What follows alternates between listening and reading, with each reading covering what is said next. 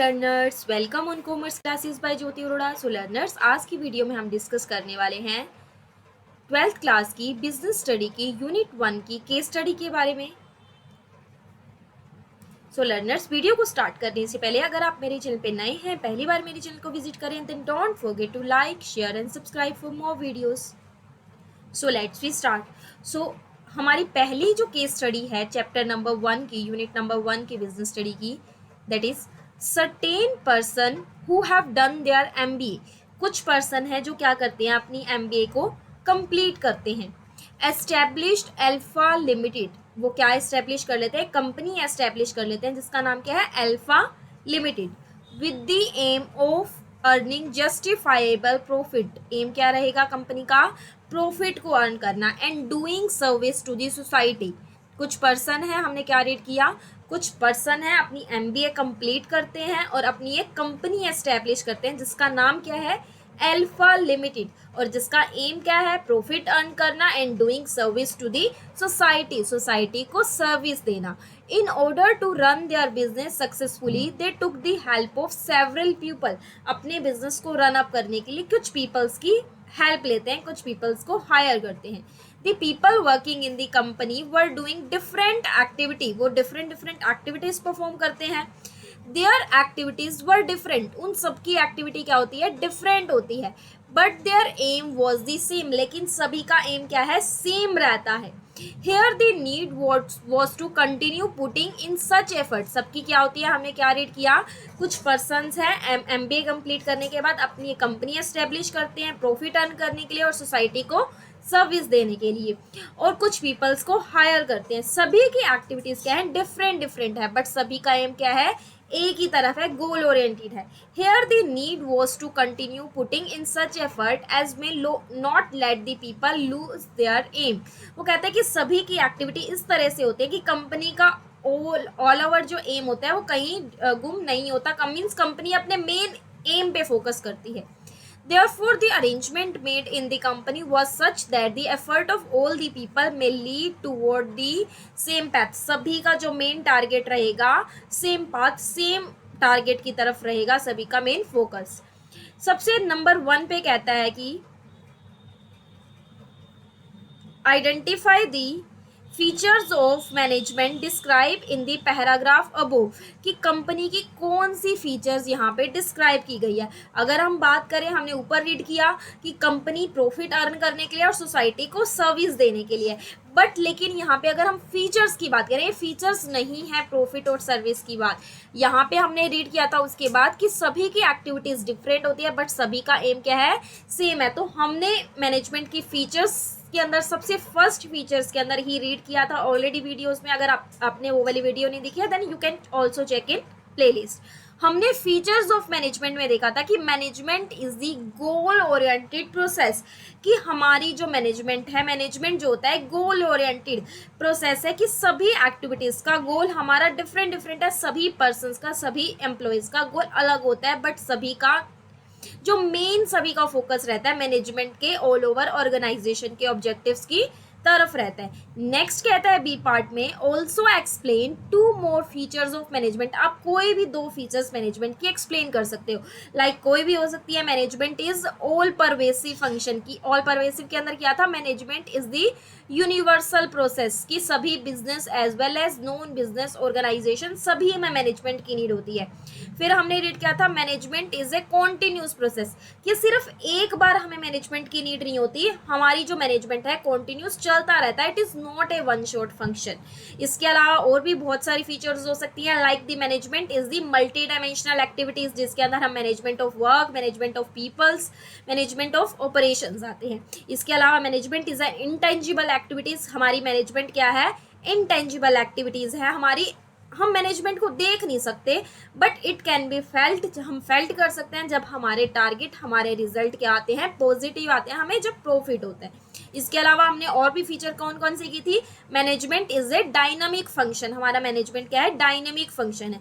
तो ये इस तरह की हमने कुछ फीचर्स डिस्कस की थी। आप कोई भी फीचर लिख सकते हैं, आप इस तरह का अगर आपके बोर्ड एग्जाम में क्वेश्चन आ जाता है कि आपकी फीचर्स बताए, या आपको केस स्टडी दी गई है, इसमें से आपने कुछ फीचर्स फाइंड आउट करनी है, या अदर कोई आपने 2 फीचर एक्सप्लेन करनी है, तो इस तरह से आप केस स्टडी सोल्व कर सकते हैं और कम टाइम में अपने पेपर को मैनेज कर सकते हैं। नेक्स्ट केस स्टडी की तरफ चलते हैं। इस केस स्टडी में बोलता है Ram is the managing director. यहाँ पे एक पर्सन की बात कर रहा है, राम की बात कर रहा है, जो क्या है, कंपनी का मैनेजिंग डायरेक्टर। कौन सी कंपनी का, अल्फा लिमिटेड। जो कंपनी क्या करती है, मैन्युफैक्चरिंग डिफरेंट वैरायटी ऑफ चीज, जो चीज प्रोड्यूस करती है। He has an efficient team working under him, उसके पास एफिशिएंट टीम है, कंसिस्टिंग ऑफ रजत, जो रजत है प्रोडक्शन मैनेजर, वीना है marketing manager, and the Aditi the finance manager. They understood and interpret the policies made by Ram. जो राम ने जो क्या की, इंटरप्रेट की पॉलिसी को, वो सभी बहुत अच्छे से समझ जाते हैं। अभी देखो यहाँ से भी आपके माइंड में कंसेप्ट क्लियर हो गया होगा कि पॉलिसी को इंटरप्रेट करने का काम कौन से लेवल पे किया जाता था। Ensure that there department have adequate man power and assign them the necessary duty. वो यहाँ पे ये कहता है कि वो क्या करते हैं, वो मैन पावर को नेसेसरी ड्यूटी असाइन करते हैं, और क्या करते हैं, मैन पावर को उनके डिपार्टमेंट में मैन पावर को अपॉइंट करते हैं। State two more function other than those mentioned above that this team में perform at this level that they are working. वो कहता है कि आपने जो जिस भी लेवल की यहाँ पे बात करी है, ऑब्वियसली यहाँ पे किस लेवल की बात कर रहे हैं, मिडल लेवल मैनेजमेंट की बात करें। Also recognise the level, B part का हम आंसर पहले फाइंड आउट करेंगे किस लेवल की बात करें। इंटरप्रेट पॉलिसी का काम जो टॉप लेवल में बना दी, वो हमारे मिडल लेवल पे किया जाता है। फिर उसके बाद ए पार्ट में बोल रहा है कि 2 मोर फंक्शन बताने हैं आपने मिडल लेवल के, दैट दिस टीम में perform at this level they are working other than those mention above. ऊपर जो 2 फंक्शन अपॉइंट किए गए हैं, एडिक्वेट मैन पावर होनी चाहिए, कि मैन पावर होनी चाहिए, उसको नेसेसरी ड्यूटी असाइन करनी चाहिए। आप कोई भी अदर फंक्शन लिख सकते हैं, जैसे इंप्लॉयज को अपॉइंट करने का काम किया जाता है मिडल लेवल पे, असाइनिंग नेसेसरी ड्यूटी, ड्यूटी को असाइन करते हैं, प्लस अदर आप लिख सकते हैं मोटिवेटिंग एम्प्लॉयज, एम्प्लॉयज को मोटिवेट करने का काम भी हमारे मिडल लेवल में आता है, मोटिवेटिंग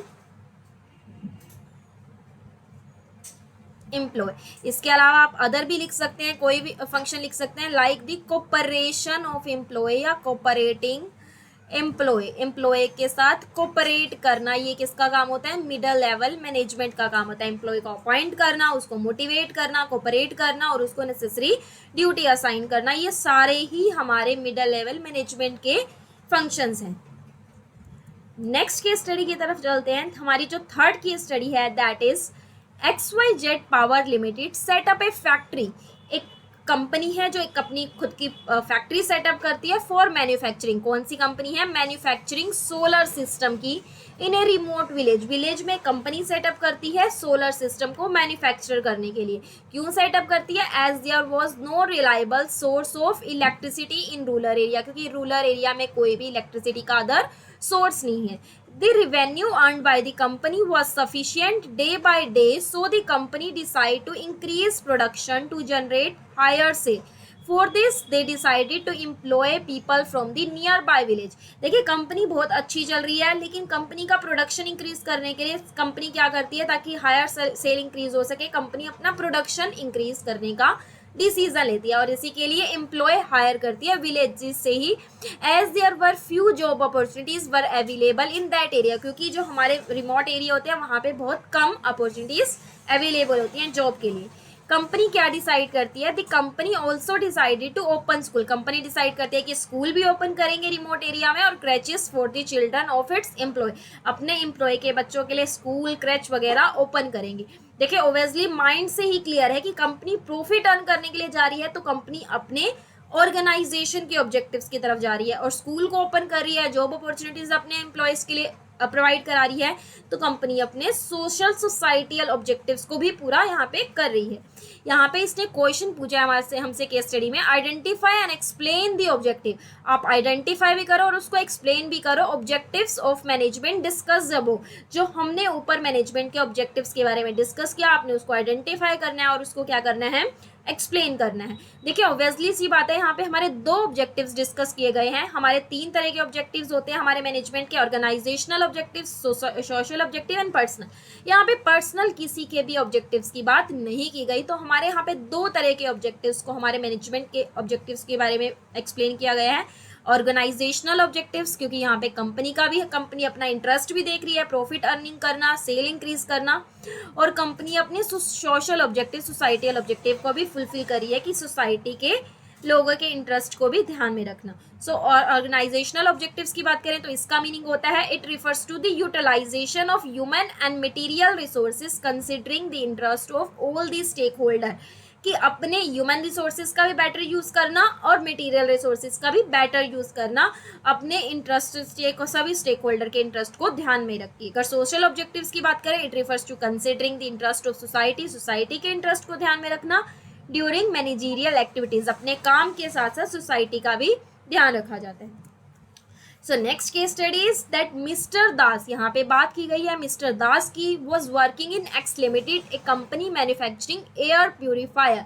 मिस्टर दास एक पर्सन का नाम है जो एक्स लिमिटेड में काम करते हैं, जो कंपनी क्या प्रोड्यूस करती है, एयर प्यूरिफायर्स प्रोड्यूस करती है। He found that the profit had started declining from the last 6 month, जो फाइंड आउट करते हैं कि कंपनी का प्रॉफिट ना धीरे धीरे नीचे जा रहा है।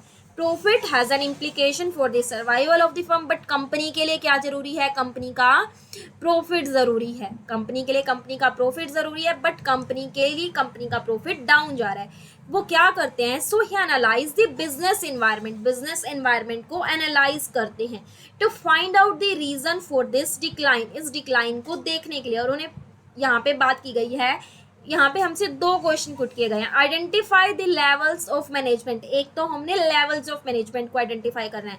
ऑब्वियसली 3 लेवल होते हैं, top level, middle level, top middle and the lower level of management. इसने कहा है कि identify the level of management at which mister Das was working, mister Das कौन से लेवल पे काम कर रहे हैं। ऑब्वियसली सी बात है, यहाँ पे इसने क्या कहा है कि कंपनी की बिजनेस जो इन्वायरमेंट है उसको एनालाइज करने का काम हमने डिस्कस किया था। टॉप लेवल, जब लेवल ऑफ मैनेजमेंट के बारे में डिस्कस किया था, हमने डिस्कस किया कि टॉप लेवल पे हमारी पॉलिसी बनाने का काम, हमारे ऑब्जेक्टिव सेट करने का काम, ये सारा हमारा कहाँ डिसाइड किया जाता है, टॉप लेवल मैनेजमेंट को। तो यहाँ पे टॉप लेवल मैनेजमेंट का मिस्टर दास का काम क्या रहेगा, मेन जो हमारा जो इंटरप्रेट कर रहे हैं, जो हमारी पॉलिसीज बना रहे हैं कि प्रॉफिट पे ध्यान देना। प्रॉफिट डिक्लाइन हो रहा है, यहाँ पे उन्होंने क्या किया कि प्रॉफिट को डिक्लाइन होने का जो रीजन फाइंड आउट करें, तो मिस्टर दास टॉप लेवल पे काम करें। State 3 other functions being perform by mister Ram, mister Ram कौन से अदर 3 फंक्शन परफॉर्म कर सकते हैं इस लेवल पे, टॉप लेवल के। आप कोई भी 3 फंक्शन लिख सकते हैं, like formulating objectives, objective set करने का काम टॉप लेवल पे किया जाता है। फॉर्मुलेटिंग पॉलिसीज, पॉलिसी बनाई जाती है। लाइक अगर सेल की जाएगी तो सेल कैसे की जाएगी, सिर्फ कैश बेसिस पे सेल की जाएगी, इस तरह की पॉलिसीज बना सकते हैं। नो स्मोकिंग, इस तरह की पॉलिसीज बना सकते हैं। तो ये सब टॉप लेवल का काम होता है। बजट अप्रूव करने का, जो डिफरेंट डिपार्टमेंट ने बना दिया, उसको बजट को फाइनली अप्रूव करने का काम भी हमारा टॉप लेवल करता है। आप कोई भी अदर फंक्शन भी लिख सकते हैं, like controlling the work performance और overseeing the performance of the middle level, middle level की परफॉर्मेंस को देखने का काम, या फिर असेंबलिंग दी रिसोर्सेज, रिसोर्सेज को असेंबल करने का काम कौन करता है, हमारा टॉप लेवल मैनेजमेंट ही करता है। Assembling the resources. So learners, अगर आपको ये वीडियो अच्छी लगी हो then don't forget to like, share and subscribe for more videos, ताकि आपके लिए इसी तरह की इंटरेस्टिंग वीडियो हम और लेके आते रहें। Look dream, believe in yourself, and definitely you can achieve your goal one day. Be smile.